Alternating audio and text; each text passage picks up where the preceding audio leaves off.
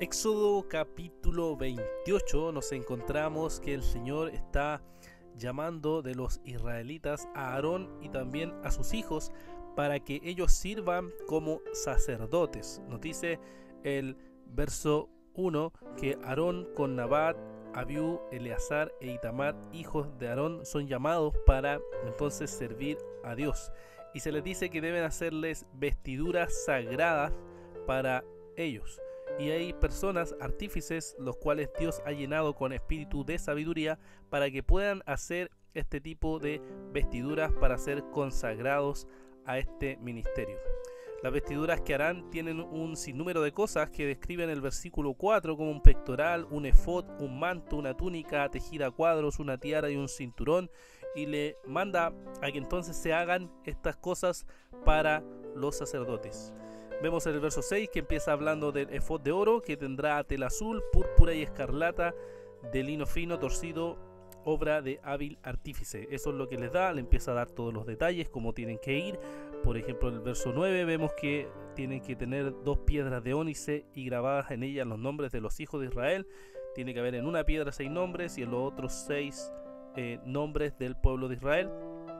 Y estas piedras, ¿cierto?, son las piedras que ellos deben tener en los hombros y llevarlas siempre como un memorial de que ellos llevan al pueblo de Dios en su ropa. También en el verso 15 vemos que describe el pectoral del juicio, que ese pectoral del juicio era obra del hábil artífice, y ahí describe cómo lo deben hacer. Lo harás como la obra del efod, de oro, de tela azul, púrpura y escarlata, y del lino fino torcido lo harás. Y das toda la descripción de cómo debe tener ese pectoral de juicio, algunas piedras preciosas, hileras de piedras preciosas, de rubí, de topacio, de esmeralda, de turquesa, de zafiro y diamante, y así un montón de otras piedras que tiene que traer. También el pectoral debe tener unas cadenillas de oro puro en forma de cordones tranzados, que nos describe en el verso 22. Luego en el verso 26 nos señala que debe tener también otros 2 anillos de oro, y los pondrás en los extremos del pectoral en el borde que da al lado izquierdo del efod. Entonces describe también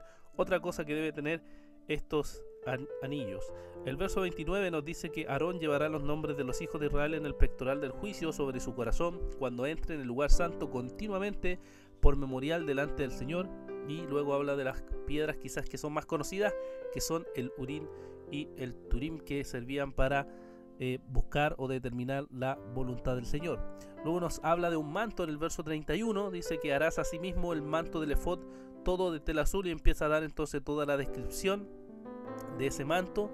También señala en el verso 34 que el sumo sacerdote o el sacerdote debe tener una campanilla de oro, la cual debe sonar cuando él ministra delante de la presencia de Dios, y cuando salga no muera, nos dice. También habla de una lámina de oro en el verso 36, y con eso ya podríamos ver que están terminando estos elementos que nos describe. Y en el verso 40 nos habla que también tienen que tener unas túnicas y unos calzoncillos especiales que se deben poner para cuando a ellos se presenten ante la presencia de Dios. Termina el capítulo señalándonos en el verso 43: y Aarón y sus hijos les llevarán puesto cuando entren en la tienda de reunión o cuando se acerquen al altar para ministrar en el lugar santo, para que no incurran en culpa y mueran. Será estatuto perpetuo para él y para su descendencia después de él. Podemos ver entonces que aquí hay mucha descripción, mucho detalle de cómo los sacerdotes debían andar, debían vestir para servir en la obra del Señor. ¿Qué podemos meditar, hermanos, acerca de este capítulo número 28? Podemos meditar lo siguiente: los sacerdotes, que eran personas llamadas por Dios para servir a Dios, tal como hoy hay personas llamadas por Dios para servir a Dios, tenían que hacer cada cierto tiempo estos sacrificios. Y Hebreos capítulo 5, cuando uno lo compara con el nuevo pacto, vemos que Hebreos capítulo 5, verso 1 al 4, nos recuerda que los sacerdotes del antiguo pacto lo que tenían que hacer era ofrecer sacrificios no solo por ellos, sino también sacrificios por el pueblo. Y esto nos demuestra inmediatamente que los sacerdotes del antiguo pacto eran pecadores, al igual que los ancianos del nuevo pacto son pecadores. Entonces, ¿cómo podríamos concluir, o cómo hay personas que pueden concluir que los ministros de Dios, sacerdotes o pastores o ancianos en el nuevo pacto, son personas sin pecado? ¿Cómo se puede concluir que las personas que sirven en el reino de Dios son personas que no tienen ninguna falta, o que no se les puede cuestionar, o que no se les puede ver alguna imperfección? Ciertamente todo siervo de Dios es imperfecto, y por eso tenían que ellos presentar sacrificio primero por ellos y luego por el pueblo, porque había en ellos pecado.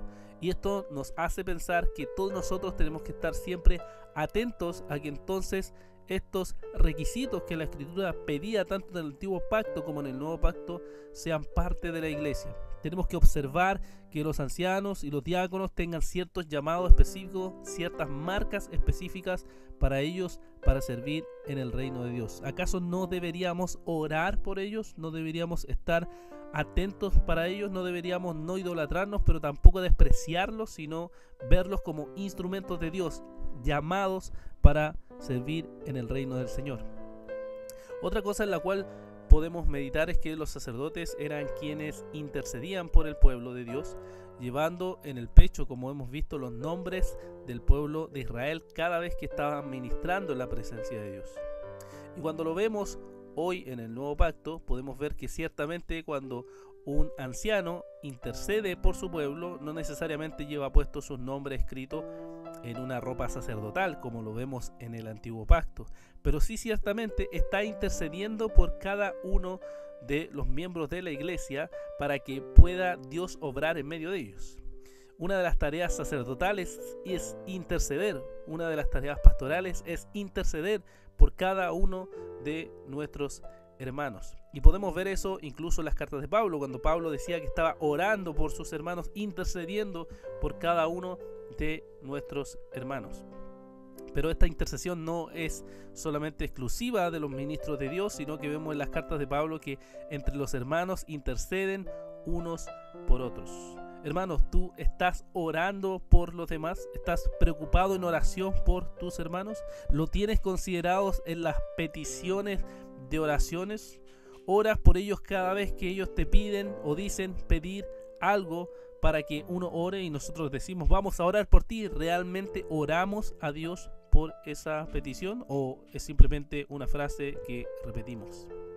Ahora podemos ver, hermanos, entonces que los sacerdotes en el Antiguo Pacto y también en el Nuevo Pacto, los ancianos, son pecadores. Son personas que se esfuerzan por interceder por cada uno de los demás.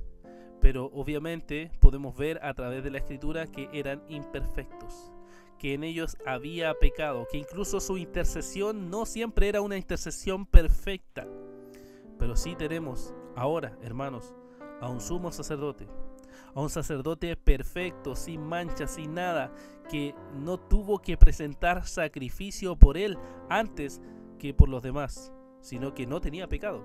Así que él solamente murió y se sacrificó para darle salvación a todo aquel que cree.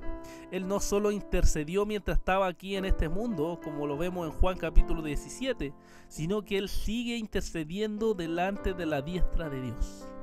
Este es el sumo sacerdote, Cristo, en quien debes poner tu confianza, tu esperanza y tu descanso absoluto. Ningún sacerdote, ningún anciano es igual a este sumo sacerdote que es Cristo. Confía en Él porque Él se sacrificó por ti, confía en Él porque Él intercede por ti y todo esto lo hace de forma perfecta. Que el Señor les bendiga.